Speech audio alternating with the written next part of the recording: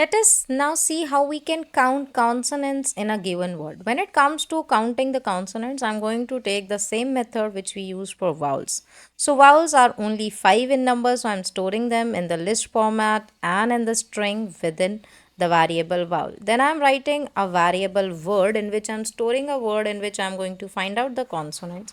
So I'm writing all in lowercase. Then I'm creating one variable count to keep track of all the values. Count is equal to 0. For iteration, I'm using for loop for character and word. And if the character is not in vowel, it means that is a consonant. And when we are finding that, then it means we are going to update the count variable. Now I'm updating the count variable with 1, and then outside of the for loop I'm going to print the count. Now I will execute and will show you how many consonants do we have. So we have in total 6 consonants in this word.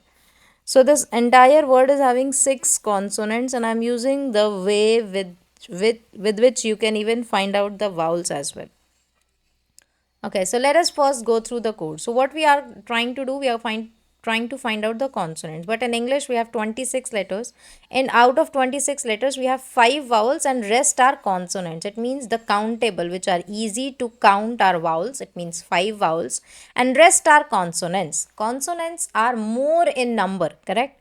So when something is more in number, we do not have to go towards that, because if we will go, we have to go track each and everything, and it is going to be time taking, and in coding we have to reduce the time. We have to work on time complexity. So I'm creating vowel variable, creating a variable for storing numbers, and then creating an empty container so that later I can update it. Now I'm going to iterate over the character in the word. It means C. So if C is not in vowel, it means I'm going to update the count variable. Remember what we are doing? We are using not in. It means we are using an identity operator in, not in. So we are using not in specifically, and then whenever we are not finding any character in the vowel, we are updating the count variable with 1. So this is how I will keep on updating. So I is already there in the vowel container, so I will not do. N is not there, so I will add 1 for it.